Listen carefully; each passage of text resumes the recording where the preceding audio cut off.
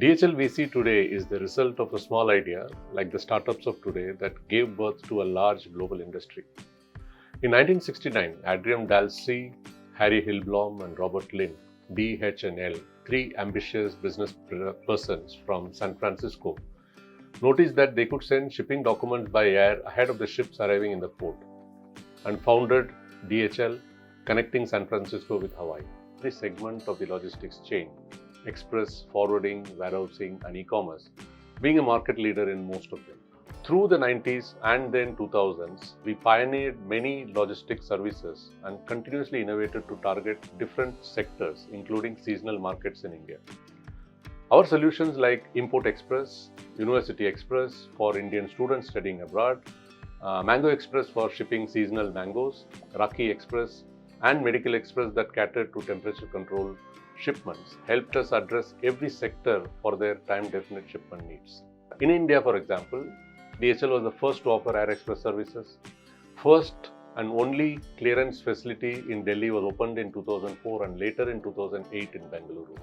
Last year, we expanded Bengaluru Gateway, which is industry's largest airside facility in India.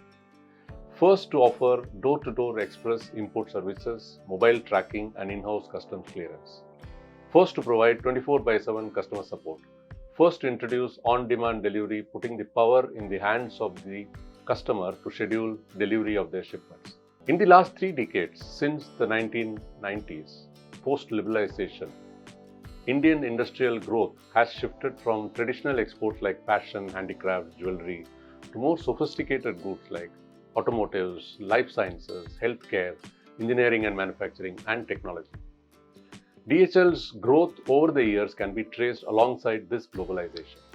We steadily expanded our portfolio into these emerging sectors to cater to the growing demands of cross-border trade and played a key role not just for large enterprises but also for MSMEs to reach out to the complex global markets with ease.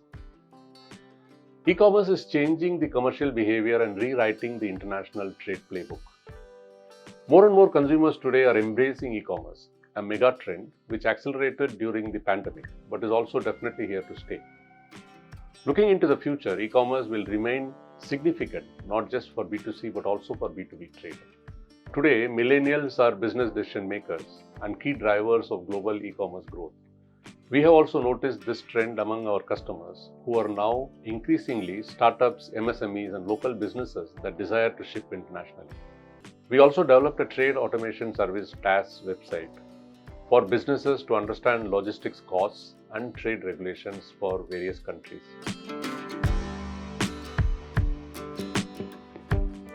Three of the biggest challenges I can list are trade infrastructure, complex regulations, and operational inefficiencies leading to high cost of doing business. We've come a long way over the last 10 years, but more to be done, and current actions from the government holds a lot of promise. There are signs of the world going the China plus one route for production and sourcing. The recently released DHL Trade Growth Atlas report of 2022 shows that India stands to benefit as its share of global trade will double by 2026. The National Logistics Policy is therefore very timely.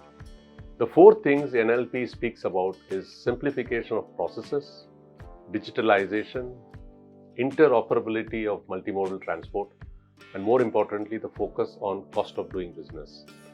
Each of these are critical to make our businesses competitive locally and globally and will add value in the coming years. The Gati Shakti program streamlines the creation of infrastructure and national logistics policy will bring in efficiency. We see both of them complementing each other well. Following the pandemic, almost all studies now indicate that India has one of the strongest projected growth outlook. The DHL Trade Growth Atlas report of 2022 highlights a 6% trade volume growth rate for India from 21 to 26.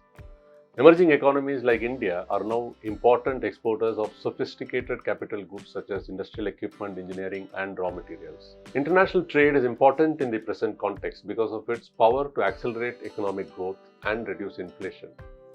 As the Indian economy regains its foothold post the pandemic, in the medium term, sectors such as healthcare, technology, engineering and manufacturing, food items will see an increase in exports.